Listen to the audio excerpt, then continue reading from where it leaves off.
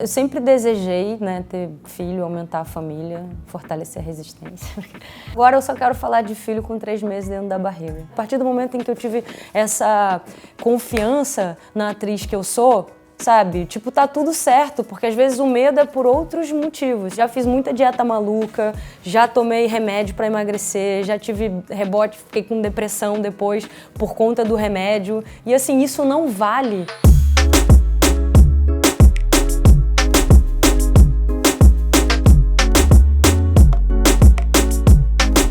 Eu acho que a Érica, ela teve uma base familiar, né, com essa mãe leoa, essa Dona Lourdes, que é uma mulher incrível, que é íntegra, digna, correta, e ela foi criada com muito amor. Ela conseguiu distribuir bem, espalhar esse amor para todos os filhos, assim. Então acho que cada filho tem a sua personalidade, né? Um é bem diferente do outro, mas eles têm respeito, sabe? E acho que isso é uma coisa que a gente aprende a respeitar o outro, o espaço do outro. Eu acho que ela tem uma vida difícil, assim, até pela grana, poucos recursos, mas ela é uma menina muito leve, assim, que apesar de tomar essas rasteiras, ela fala, peraí, não vou ficar aqui em casa sofrendo, chorando, e eu acho que ela não tem uma vida sofrida, eu acho que ela tem uma vida com muitas dificuldades, mas ela consegue passar por cima de tudo isso e tá sempre sorrindo de bem com a vida. Eu acho que essa base familiar eu também tive, assim, sabe? E às vezes quando eu tô num momento de dificuldade, de desafio, sem saber o que fazer, como lidar com alguma questão, assim, eu penso de onde eu vim, sabe? Que é geralmente para onde eu vou.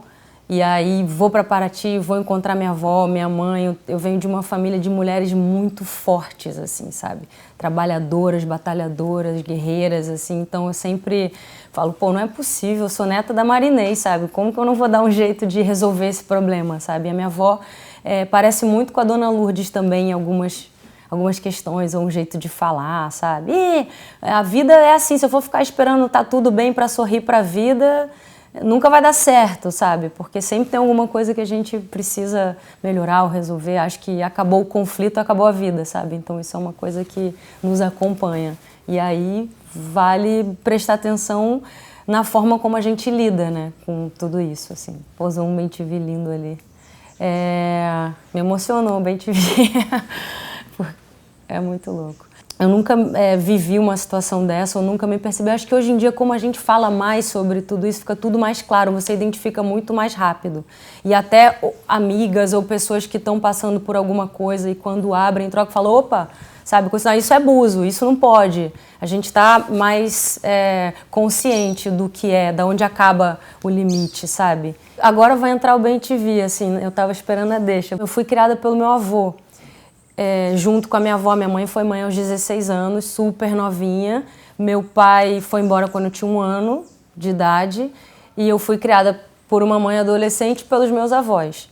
E o meu avô, ele foi a figura paterna mais incrível, assim, era a pessoa que eu mais me dava bem, que eu mais entendia e que eu falava que, quando era criança, né, que queria ser atriz, a minha mãe e minha avó falavam, olha, é muito difícil esse meio. E aí eu lembro que quando eu vi isso, eu falei pro meu avô falou assim, queira o Oscar, mira no Oscar e vê onde você acerta. Então ele foi o cara que me incentivava, que me ensinou a sonhar, sabe? A ir atrás dos meus sonhos, de correr, de acreditar. Então ele foi essa figura. E aí na hora que eu estava falando das mulheres importantes, porque quando meu avô faleceu, foi em 2009, e assim que ele faleceu, pousou um bem-te-vi em cima do caixão. E aí esse bem-te-vi ficou em casa durante 1 mês, assim, a gente sempre sentia a presença do meu avô no bem-te-vi. Agora eu tava falando das mulheres fortes, que eu fui criada por mulheres fortes, foi um bem-te-vi, e meu avô, parecia que meu avô tava falando, ih, não vai lembrar de mim? E aí ele apareceu nesse momento. Agora, voltando pra Érica, eu acho que assim, olha ele lá, ó, continua. Voltando pra Érica, eu acho que o Magno, né, que é esse irmão mais velho, porque o que acontece? Quando a Érica nasceu, foi quando o Domênico sumiu, né? E a mãe encontrou a Camila no meio do caminho e trouxe com a família para o Rio de Janeiro procurar o irmão sumido.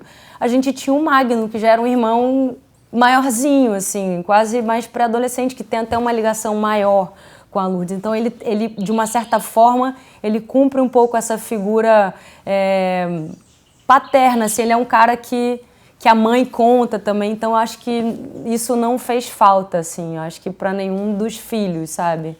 Eu acho que também quando você cresce sem essa figura, você não sabe o que é ter, né?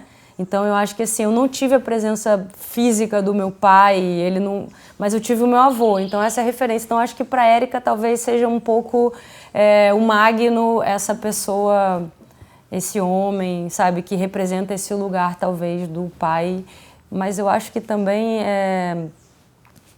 às vezes a mãe é tão incrível que tá tudo certo, sabe? Eu acho que a Lourdes é essa mãe, ela é pai, ela é mãe, ela é tudo na vida desses filhos, ela faz tudo, ela se vira, sabe? Pra não deixar faltar nada e pra essa vida não ser sofrida, sabe? Eu conheci, já era grande, mas assim, não tinha muita afinidade. Eu acho que pai é quem cria, quem dá amor, é quem tá presente e não aconteceu, mas assim, não tenho mágoa, não tenho nada. Eu senti falta enquanto era menor, mas acho que meu avô era o cara que ia no Dia dos Pais, era o cara que estava presente, era o cara que... Pô, com o avô daquele, acho que tá tudo certo. Meu avô morreu jovem, aos 60 e poucos anos, né, que hoje em dia é jovem, assim, ele não foi um avô idoso porque minha mãe queimou a largada, foi mãe com 16, então meu avô era super novo também, minha avó também, assim, então era... A minha avó foi avó com 45, sabe, então... Meu avô não tinha nem 50 e a minha mãe tinha 17, 16, 17. Lá em casa, a nossa religião sempre foi o amor, assim, e a conversa. A gente sempre... Meu avô, meio-dia era a hora do almoço, né? Minha avó tem uma loja que ela herdou da mãe, que foi uma das primeiras vereadoras do estado do Rio de Janeiro, talvez a primeira, Josefina. Minha família veio do Líbano há 300 anos, eles mudaram para Paraty, aí a minha bisavó, Josefina Gibrail Costa, abriu essa loja que chama Casa Costa, que existe até hoje, que a minha avó herdou e cuida, é uma loja super tradicional na cidade. Então, assim, Paraty era uma cidade menor, né, na época, e todo mundo conhecia todo mundo, então, tipo, tô brincando na praça com fulano. Que fulano? Filho da fulana. E a minha avó sabia que era, então tudo bem.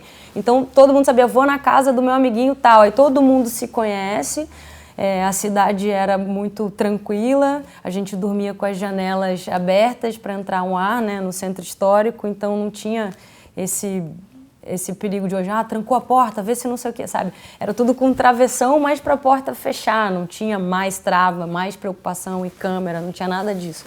Tive uma infância muito livre, fui criada sempre com muito amor, com muito diálogo e acho que eu também demorei a entender a minha sexualidade, a aceitar. Então, assim, foi uma coisa que o meu avô me falou quando eu contei para a família que estava namorando uma mulher.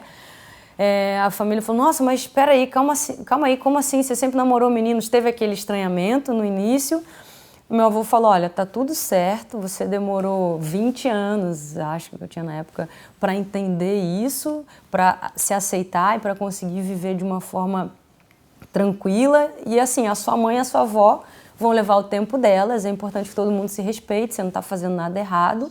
Você já se privou muito, provavelmente, por não ser tranquilo, mas agora vai viver a sua vida, mas respeita também o tempo da sua mãe. Então, assim, você demorou 20 anos para falar, pô, tá tudo bem, é isso aí que eu quero, deixa o tempo dela que a gente foi criado no amor, isso não vai se perder, sabe? Ela não vai te amar menos por causa disso, mas ela vai ter um tempo para aceitar. E isso foi o que aconteceu, sabe?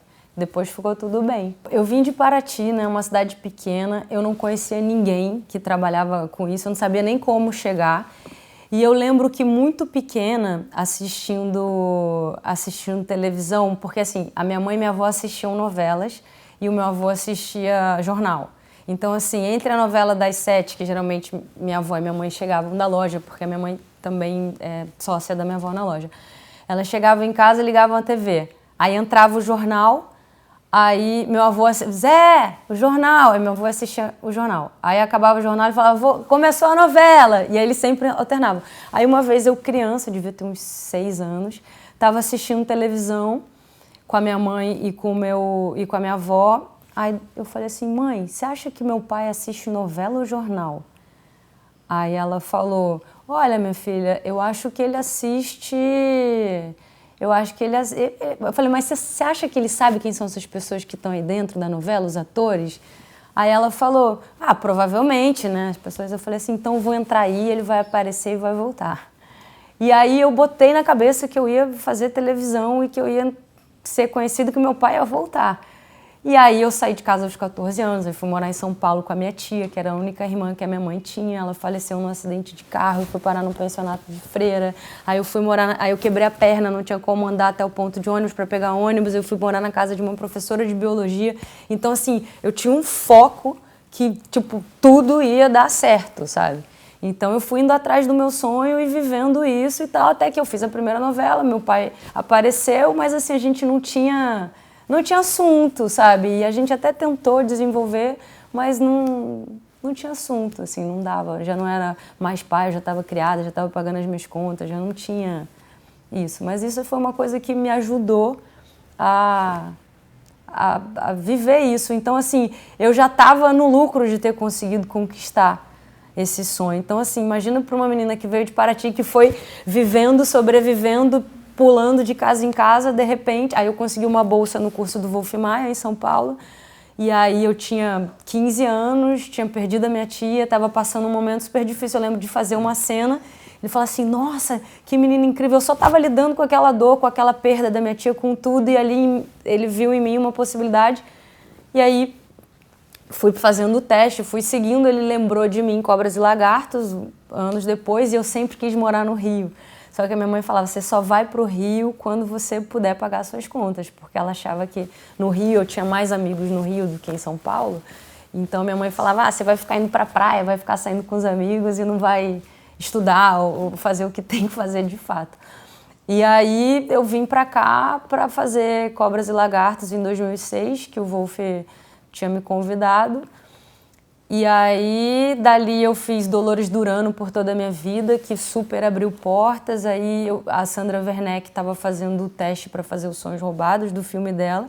Me viu em Dolores e me chamou para fazer uma menina de 16 anos da comunidade, mãe jovem, que não tinha nada a ver com a Dolores. Eu falei, mas você viu Dolores? Não estou entendendo. Ela falou, não, mas eu vi alguma coisa que tinha. E aí eu comecei, aí fiz Sonhos Roubados, aí fui fazer Viver a Vida no Manuel Carlos, que foi quando meu avô faleceu um pouco antes. E o meu avô, voltando a falar dele, ele era o cara que, assim, quando eu fiz a minha primeira novela, ele comprou a TV, aquelas TVs grandes que estavam começando a ter. Aí minha avó falou, mas essa TV, como é que você gasta um dinheiro com uma coisa dessa? Eu nem passava na porta, teve que abrir um pouco a porta do quarto deles e tal. Falou, minha neta agora vai deslanchar, que ele falava. E aí vai cada vez menos vir para Paraty, eu quero vê-la do tamanho natural. Aí ele botou, aquela TV gigante. Aí acabou a novela, eu fui fazer Cobras e Lagartos, eu fui fazer Dolores Duran. Aí quando ele soube que ia passar meia-noite, que Por Toda a Minha Vida passava super tarde, ele falou, mas ninguém vai ver. Aí ele comprou um gravador de DVD. Aí ele fazia cópias, ele fez tipo 100 cópias, e aí ele andava na rua com uma bolsa, e aí esperava a pessoa vir falar, vi sua neta. Aí ninguém falava nada, ele falou, mas você viu a minha neta? Não sei o quê.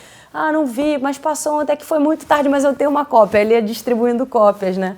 E aí a minha avó falava que se dependesse do meu avô, eu ia fazer mais sucesso que Zezé de Camargo e Luciano, que ele era tipo 2 filhos de Francisco, sabe? E aí eu lembro que ele viu 2 filhos de Francisco e falou, você ainda vai trabalhar com esse diretor, escuta o que eu tô falando. E aí eu lembro que logo depois ele faleceu, eu fiz Viver a Vida, ele conseguiu ver o Dolores, que foi a maior, ele vivia cantando, ele morria de orgulho. E aí logo depois eu fui chamada para fazer o Gonzaga, que era do Breno Silveira com a Patrícia Andrade, que era a mesma equipe do 2 Filhos de Francisco. E foi através de Dolores Duran, porque a Pan, né, a Patrícia, escreveu Dolores também. E aí a minha vida foi assim, tipo, uma coisa foi chamando a outra, e aí quando eu fiz 30 anos, eu fiz o Entre Irmãs, que foi num momento de crise, que assim, eu sempre botei esse foco na cabeça desde pequena, que na verdade era por causa do meu pai, não era por causa do meu avô, que era o cara que me ensinou a sonhar certinho, sabe? Mira no Oscar e vê onde você acerta, se quiser um prêmio em Paraty, talvez você não faça bem o seu trabalho, então queira grande, sabe? Respeite as pessoas, não passe por cima de ninguém, vai na sua, assim, confie e seja você, que é o melhor que você pode ser, você só pode ser você, então a autenticidade está nisso, né, da gente ser honesto e verdadeiro com o que a gente é de fato.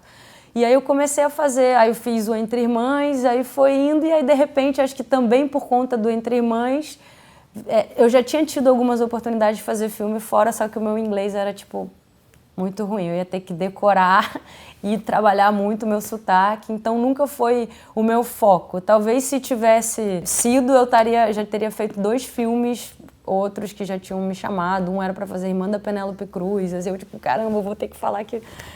E aí esse diretor me ligou, eu fiz um trabalho com ele, que foi o Carmo, um filme que nem estreou no Brasil, que era uma coprodução Brasil, Espanha e Polônia, estreou fora. E aí o diretor falou, pô, você fala inglês, vai ter um filme e tal. Eu falei, cara, meu inglês é ruim. Ele falou, mas estuda. E depois ele veio com outro convite, eu falei, não tá bom ainda. E aí dessa vez, no Monster Hunter, que é um filme de game, né, com a Mila e com Paul Anderson, que é o marido dela, eles fazem sempre essa parceria, né, do Resident Evil e tal. E aí me ligaram do escritório e falaram, veio um convite aqui para um filme internacional com a Mila, tarará, tarará. Eu já estava pronta para falar, mas meu inglês ainda não tá bom. Eu falei assim, ó, não tá bom o meu inglês, mas dessa vez eu vou arriscar e peguei um professor de inglês e tal, para dar uma trabalhada intensa. E aí falou, não, tudo bem, você fala Esperanto. Eu falei, tá, meu Esperanto é ótimo. E aí eu falo Esperanto no filme, mas assim, quando eu fui falar com o diretor, ele falou, não tem problema nenhum, porque como as pessoas não falam Esperanto, e é um filme que tem um ator alemão, uma atriz japonesa, uma brasileira, não precisa ter um sotaque específico, né? Porque o Esperanto foi essa língua criada por um polonês para ser a segunda língua universal. Então, assim, você que é brasileiro aprende o Esperanto para se comunicar com qualquer pessoa no mundo. Não deu muito certo, então as pessoas não falam, então não vão poder me julgar, assim, só se falarem Esperanto fluentemente. Mas é isso. E aí acabou acontecendo. Então, acho que aconteceu. Como tudo que vem acontecendo, as coisas geralmente chegam, assim. Eu acho que... Sabe aquela coisa da inspiração? Eu não sei quando a inspiração vai vir, mas vai me pegar trabalhando. Então, eu estou sempre trabalhando e as coisas vão chegando. Eu tive essa experiência, né? E essa experiência já é muito diferente por ser um filme de game. Não é só um filme de ação. Então, você contracena muito com chroma key, você contracena com monstros que não existem. Então, tipo, eu tô matando um monstro e tem uma arma e superpoderes. Então, assim, eu nunca vivi isso, sabe? Foi muito legal. E eles escaneiam também o corpo inteiro. Aí teve uma cena que o diretor falou pra mim, falei, pô, eu acho que eu virei na hora errada, porque tava um barulho, eu não tava escutando. E aí ele diz pra mim, não se preocupa não que eu faço você virar na hora certa. Eu falei, mas como? Ele falou, não, depois a gente vai escanear. Então tem essa coisa 3D, porque imagina, se vão botar um monstro contracenando comigo, eles podem alterar meu acting com isso, assim, na pós. Então, eu não sei como vai ficar, mas foi super diferente. Eu subia num cabo de vários metros, porque ia ter uma dublê. Aí eu fui assistir o ensaio da dublê, porque ela ela salva um dos protagonistas e desce do cabo e tal. Aí ele perguntou, você tem medo? Eu falei, medo nenhum, é pra eu ter? Ele falou, não. Aí dispensamos a dublê e eu descia de um cabo de aço, tipo de sei lá quantos metros. E lutava com os monstros e me jogava e rolava no chão, então não teve problema nenhum. Logo depois que eu comecei a trabalhar, eu já comecei a, tipo, namorar mulheres. Então, eu acho que eu não falava publicamente em entrevistas, ou porque acho que a vida minha não interessa. E aí eu acho que na época, quando tinha algum tipo de comentário assim, eu falei, não vai rolar, sou gay, e saía dessa forma, sabe? Então, tinha um pouco de humor, tipo, mas pô, que desperdício, sabe? Então, um comentário que antes eu não entendia o quão violento isso é, porque assim, mesmo que eu fosse, eu não ia querer, então vai ser o quê? Na base do assédio. Então, acho que hoje em dia é muito importante, assim como falar da sexualidade, se você pode falar abertamente, se isso não vai te causar um prejuízo, ou se... Eu acho que é muito libertador, então a gente pode falar sobre tudo de uma forma mais tranquila, e isso traz clareza, consciência, para as pessoas que também se identificam, assim, porque a partir do momento em que eu declarei o meu amor, as pessoas vieram com mais carinho, ou tipo, poxa, eu também também gosto de mulheres, pô, que legal, importante, minha mãe conseguiu me entender por causa disso.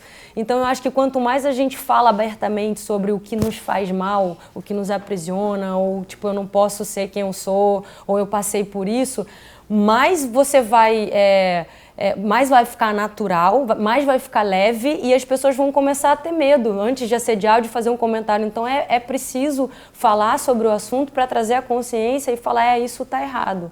Porque como a gente está acostumada a ficar calada tanto tempo, então vem um assédio e você fica um pouco chocada. E agora você identifica, sabe? Porque alguém falou, ele falou, o cara veio, abusou de mim, falou que isso ou falou que aquilo, e você consegue falar, opa, não, isso está errado, e a pessoa também vai ficar mais constrangida porque sabe que a gente não está mais sozinha, sabe? Então a gente está junto e acho que isso fortalece e acho que a gente consegue frear esse movimento, sabe?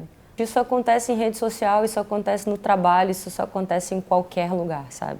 E às vezes é como o ciclo das marés, assim, sabe? Uma hora a maré tá baixa, uma hora a maré tá alta.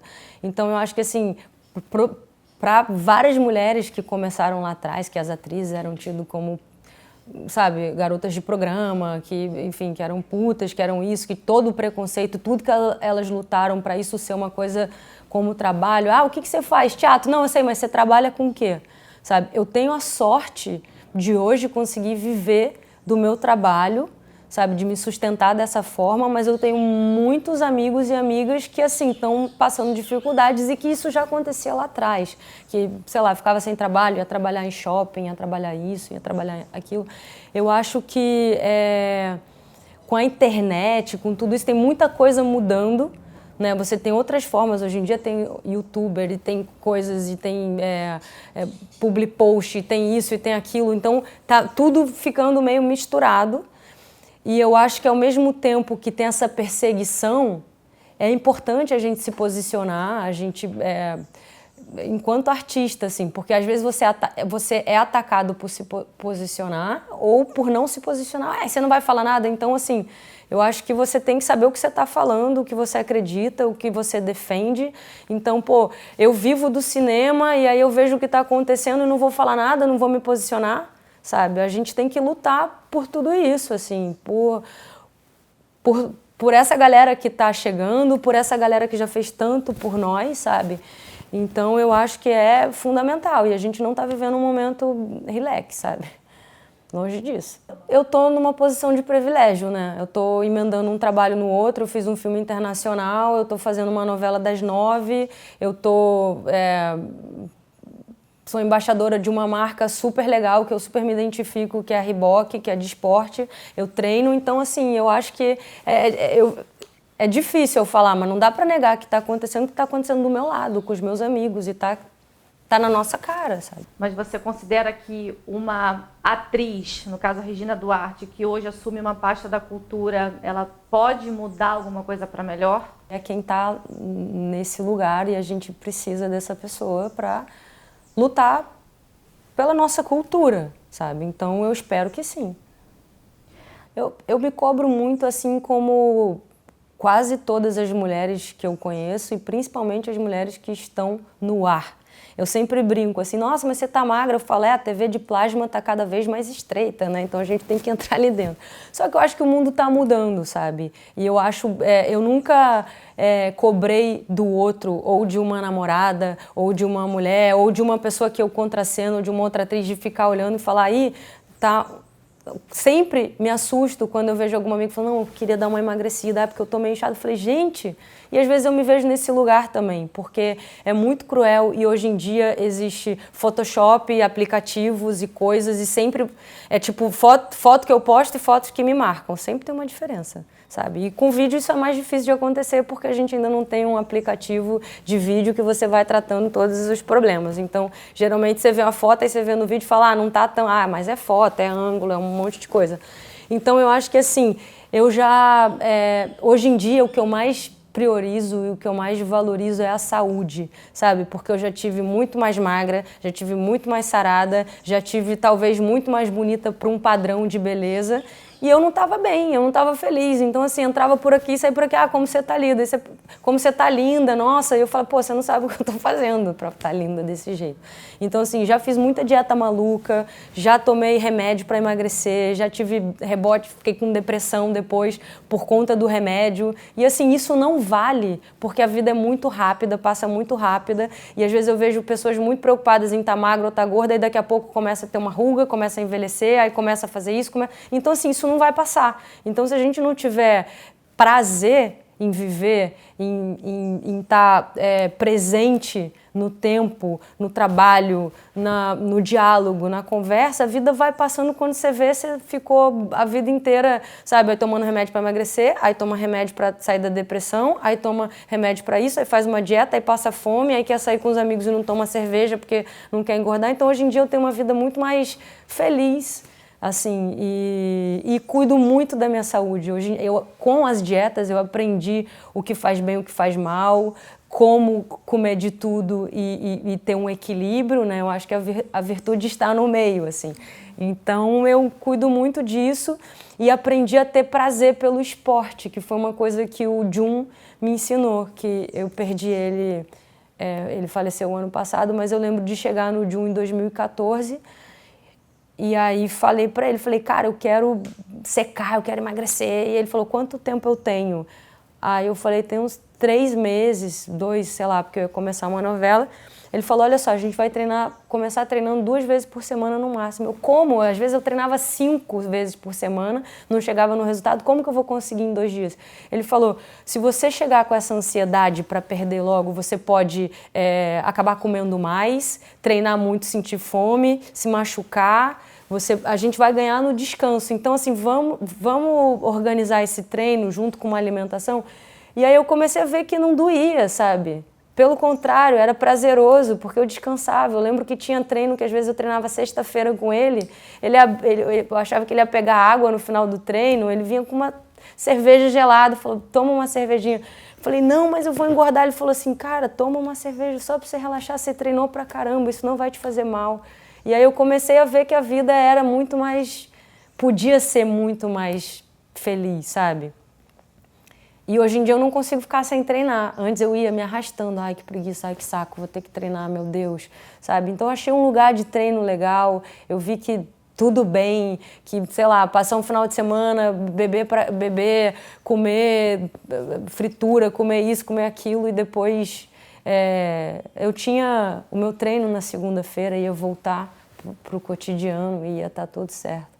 Então, acho que eu consegui manter um equilíbrio, né, a saúde e treinar, e às vezes eu tô um pouquinho mais inchadinha, porque antes eu me cobrava, falei assim, nossa, eu engordei, era o fim do mundo, parecia que não dava mais para voltar ao meu peso. E isso não era nem de ganhar não era nem de não caber mais nas roupas, era muito pequeno, sabe? Era muito cabeça.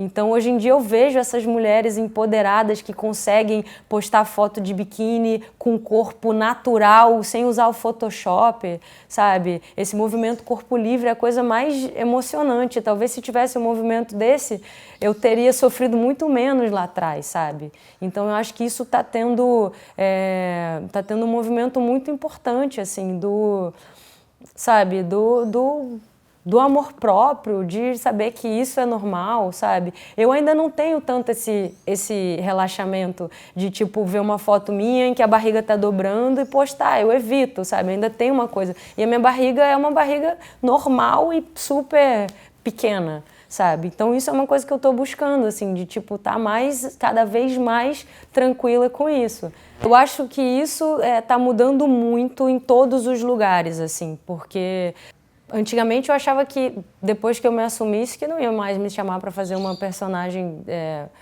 pelo preconceito e pelo preconceito como eu vejo também no Brasil, assim, todo o movimento que teve antes. Eu tinha muito medo de me assumir e falar, e agora, sabe? Como é que vai ser? Porque tinham poucas mulheres falando sobre isso. E hoje em dia a gente vê que tudo bem. A gente vê, pô, Vitória Estrada tá aí trabalhando, protagonista, e tá com Marcela, que é uma outra atriz, um casal lindo, maravilhoso. Isso não interfere em nada. E eu demorei um tempo para entender que, assim, meu trabalho é o meu trabalho. A partir do momento em que eu tive essa confiança na atriz que eu sou, sabe? Tipo, tá tudo certo, porque às vezes o medo é por outros motivos, sabe? Então, eu vi que está tudo certo e eu acho que isso vai facilitando para todo mundo. As meninas que falam hoje em dia não tem mais medo, porque, pô, a Nanda está trabalhando, a Vitória está trabalhando, aí você começa a ver as atrizes trabalhando e isso está tudo certo, sabe? Então, eu acho que tem esse movimento. Jessica Ellen, que é uma atriz incrível, assim, é inquestionável o trabalho, a potência que ela tem, eu sou super fã dela, ela super se posiciona com a religiosidade dela, sabe, com tudo. Então, isso é muito importante a gente falar e ver que as pessoas estão trabalhando, porque antigamente a gente achava que tinha um padrão, que tinha que ser... Porque eu já ouvi muitas vezes assim, ah, mas a sua beleza, você é bonita, mas não é aquela beleza padrão, loura, de olho claro. Era tipo assim, qual é o padrão de beleza? De que padrão estamos falando, sabe? Somos brasileiros e temos milhares de padrões possíveis, sabe? Então, eu acho que isso é muito importante. Agora, eu não tenho vaidade com os meus personagens, com a pessoa jurídica. Se for para interpretar uma gorda, de cabelo raspado, eu vou fazer. Então, assim, se ela for rata de academia, malhada, se eu conseguir fazer isso, se eu tiver tempo para fazer isso com saúde, sem fazer as loucuras que eu fazia, eu vou fazer e vai ser um desafio, eu adoro desafio. Então, minha vaidade não tá aí, sabe? Então, assim, qualquer personagem que eu vestir a camisa, que eu me apaixonar, eu vou me entregar de corpo e alma e não vou ter problema em ficar magra, feia, bonita, gorda, isso não é uma questão, sabe? Então, assim, no caso da Érica, eu acho que ela é uma menina, ela tem 20 e poucos anos, eu já estou com 33, então eu tento trazer essa coisa para ela de mais menina e cuidar da pele, da saúde, sabe, do corpo. Eu acho que ela pede isso também, mas não teria problema nenhum se ela fosse gordinha, porque ela é interessante pela pessoa que ela é, pelas coisas que ela fala. Então, isso é uma...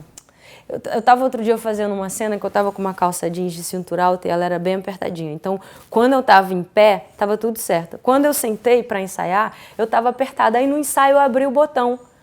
No gravando eu ia falar, não. Aí eu falei, por que não?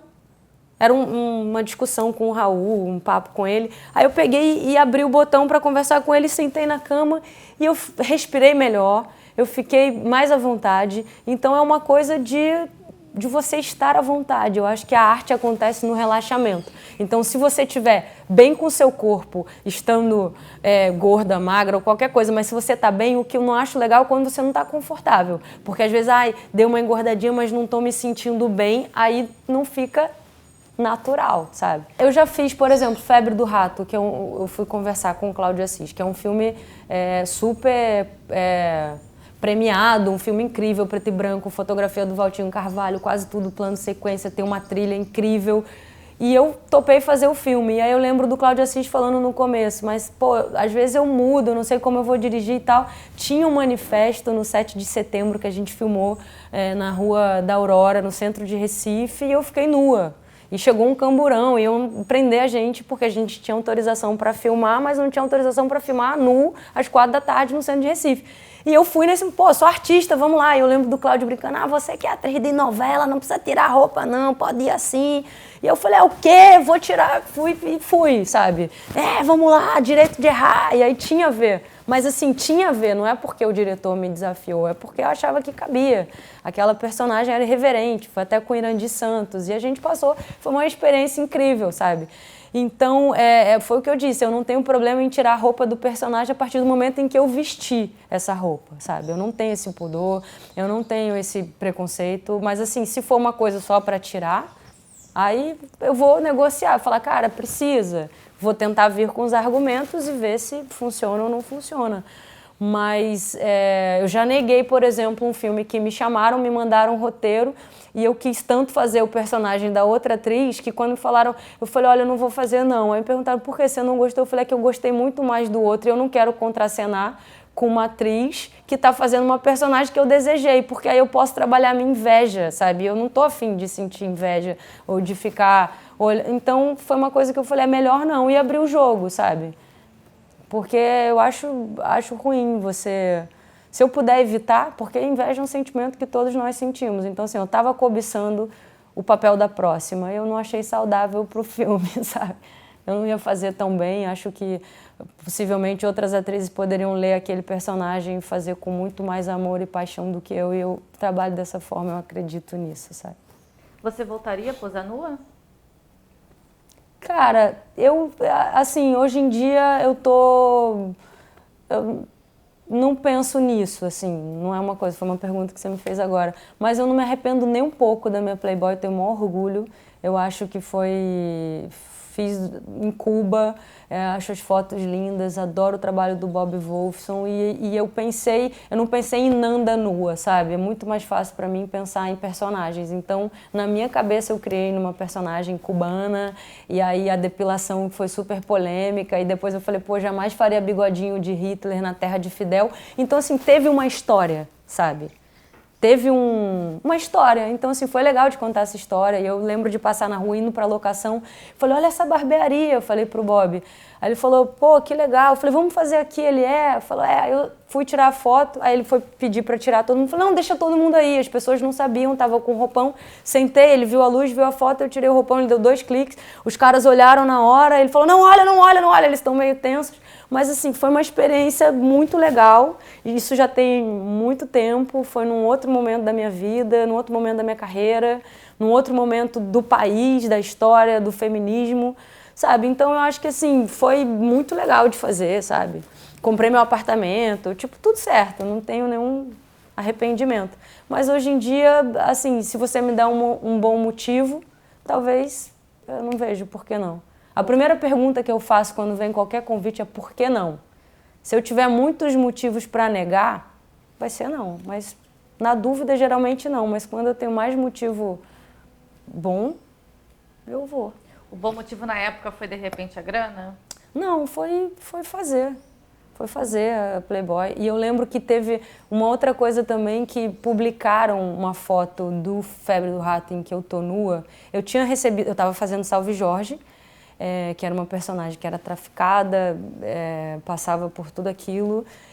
E eu lembro de vir o convite e negar. Eu falei, cara, não vou fazer. A primeiro falei, não vou fazer porque eu estou fazendo a novela e provavelmente a Playboy quis porque eu estava protagonizando uma novela das 9. E eu falei, cara, não é o momento, não é agora, estou fazendo a novela, vai prejudicar a história da personagem. E neguei. E aí eu lembro que um site publicou, Nanda Costa nega tanto a Playboy e aparece assim em filme nacional praticamente de graça, era uma coisa assim, e não botaram tarja. Ou seja, naquele momento a minha nudez estava avaliada, acho que era em 1,5 milhão. E eu neguei. E aí eles usaram a minha foto, então assim, não poderiam usar, porque essa imagem não poderia ser usada pelo contrato em divulgação do filme. Então, assim, eles não falaram que eu estava de personagem. Nanda Costa em filme nacional. Não tinha nome de personagem, não tinha nada. Distorceram, sabe quando pegam a imagem e dá aquela achatada? E era quase uma coisa assim, tá valendo o Playboy, sabe? Então, assim, quando me avisaram a repercussão que já tinham, sei lá, bilhões de acessos. Então, assim, todo mundo já tinha me visto nua, sem assistir o meu filme, de graça. Eu falei, peraí, vamos pensar nisso, sabe? E tô processando esse site já tem anos e já ganhei a liminar e tá, tipo, no final do processo. E aí eu falei, cara, o que me impede de fazer? Aí depois que acabou a novela, que passou um tempo, que todo mundo quase já tinha me visto pelada, eu falei, por que não, né? Vou fazer agora ganhando dinheiro. E ainda negociei melhor ainda. Então foi ótimo, mas não foi só pela grana, foi porque eu quis fazer também. Sempre desejei, né, ter filho, aumentar a família, fortalecer a resistência. E eu acho que com o Alan, essa vontade aumentou e depois que a gente começou a falar e pensar.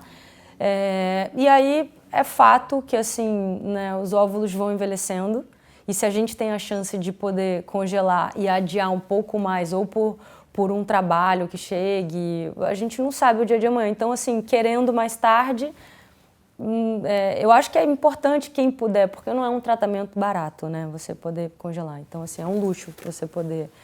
E às vezes a pessoa não quer ter filho agora porque precisa trabalhar, porque precisa juntar um dinheiro para poder, e aí perde o time, porque aí está num momento bom profissional. Então, a gente tendo esse recurso, eu acho que é importante até as mulheres aí que puderem e tiverem num limite. Então, 33 já começa a aproximar dos 35, que já começa dos 40, então eu parei para congelar e é um desejo meu e agora vai depender do universo, porque a gente não controla tudo, né? Então, assim, eu já queria ter feito antes, mas aí veio um trabalho que não deu, aí congelei, e aí não sei o que vem daqui a pouco, então a gente tá... Agora eu só quero falar de filho com 3 meses dentro da barriga. Eu acho que se crescer com amor e com verdade, eu acho que não tem como dar errado, sabe?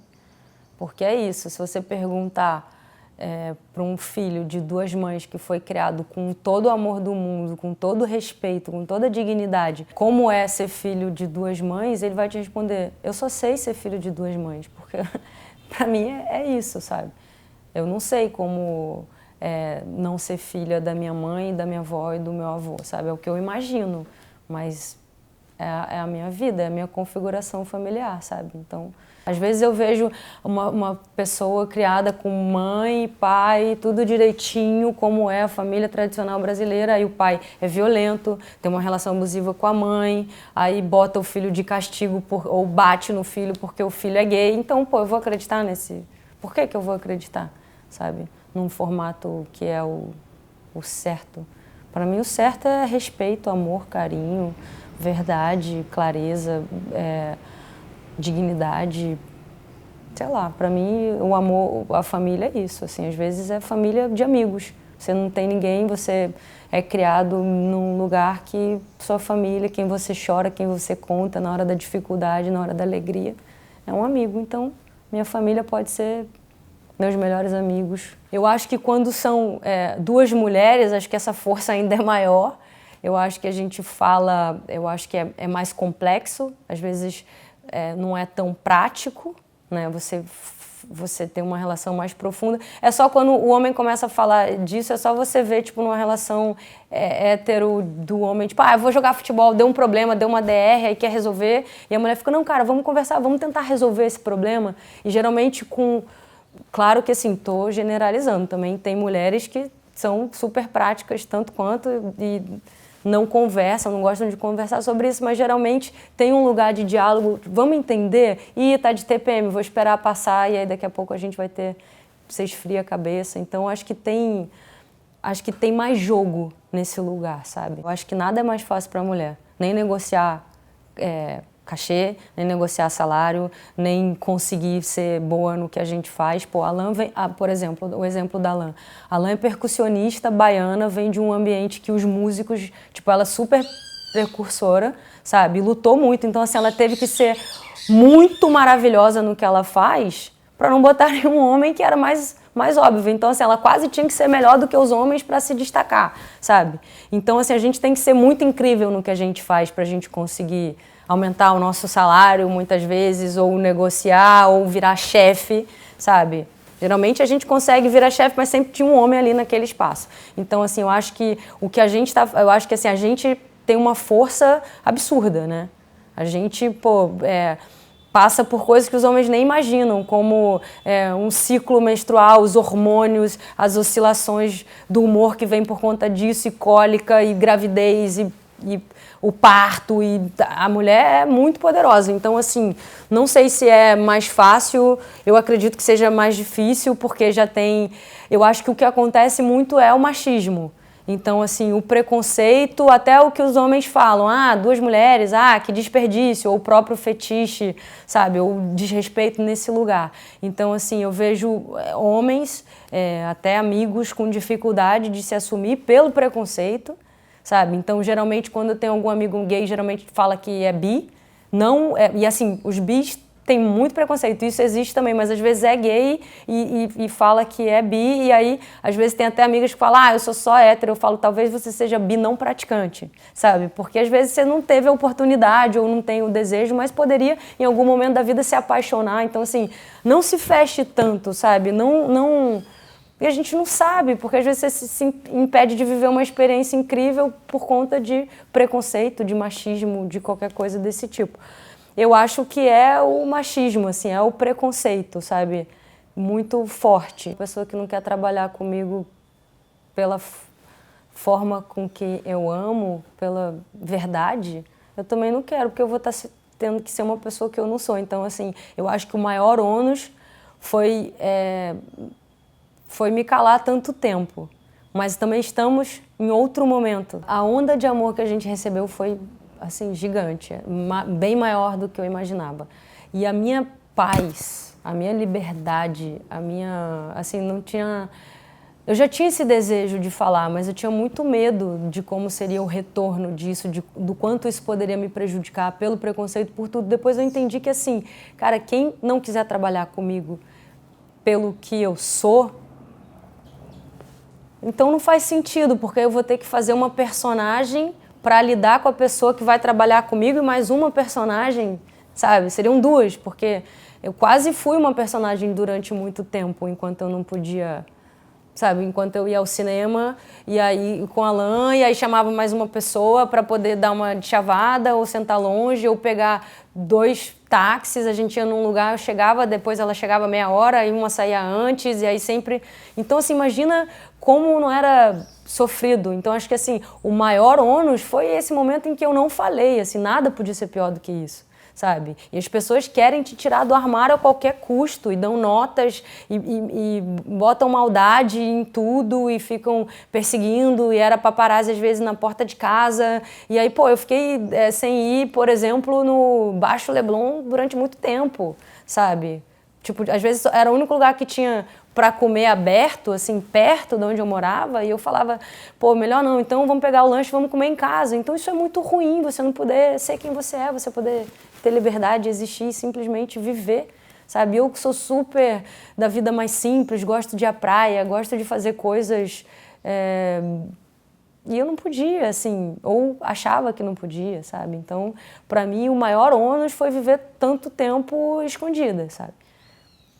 Nesse lugar. Então, a partir do momento que eu falei, aí até descompensa um pouco. Aí você quer falar mais, aí você quer dar entrevista falando o tempo inteiro disso, ai que bom, não tem problema, e aí mais pessoas vêm para você com carinho, com gratidão, e isso só potencializa, assim, acho que ao casal e a nossa relação e a vida, sabe? E aí eu comecei a ter mais trabalho ainda, assim, eu sempre emendei uma coisa na outra e agora era tipo o papo de não vai dar, entrevista para não sei aonde, trabalho para isso, para aquilo, não dava para administrar, sabe, durante um tempo. Agora tá mais tranquilo, assim, porque normalizou e vem outras pessoas, graças a Deus, para fortalecer isso e falar dos seus amores também, assim. Eu espero que os homens também consigam, porque não compensa, a conta não fecha, sabe? Você trabalhar pra caramba, você trabalhar de segunda a sábado e às vezes domingo e ter que fazer isso, fazer aquilo e lidar e cuidar do corpo, cuidar da saúde e de repente não poder viver. A gente não sabe o dia de amanhã, sabe? O Jun, que era meu mestre, ele de uma hora para outra, aos 44 anos, saudável, treinava, foi embora. E se eu for embora amanhã, o que eu vou deixar de história, de importante, de verdade para as pessoas? Aí vão fazer uma biografia falando da Nanda, depois, nossa, ela viveu escondida. Pô, que saco. Tô aqui de verdade, sabe? Podendo falar da minha vida. E por quais preconceitos e machismos você ainda tem que passar hoje? Eu acho que nem sei te responder essa pergunta. Assim, porque eu me coloco, sabe? Então eu não sei o que eu tenho que passar. Tem muitas mulheres passando por muita coisa, mas o que eu puder fazer para falar, para perguntar, sabe? Eu falo. Às vezes, tipo, uma cena que, sei lá, às vezes a direção vem e fala assim, ah, Nanda, essa cena você sabe que você vai ficar de calcinha e sutiã e tal, né? Tudo bem, né? Falei, tudo bem, mas você perguntou pro ator que está contracenando comigo se ele vai ficar de cueca também? Porque às vezes a gente fica e teoricamente o cara tinha que ficar, mas aí deu um jeito de sentar de bermuda, assim, tipo, então vai ser igual para todo mundo. Então eu negocio com isso, sabe? Então eu tento trazer a consciência, porque o machismo é tão estruturado já que às vezes a gente nem percebe, sabe? Então, acho que é importante a gente falar sobre isso para passar cada vez menos. Olha, eu me considero muito, assim, muito privilegiada, tô muito feliz, assim, encontrei um grande amor, sabe? Vivo essa história, tô na casa dos sonhos, só tenho que agradecer, assim, acho que trabalho, poder ser de verdade, poder ser quem eu sou, poder estar aqui conversando e ter um interesse, sabe? Me sentir, poder falar o que eu penso, sabe? Eu acho que isso é maravilhoso, poder ser de verdade.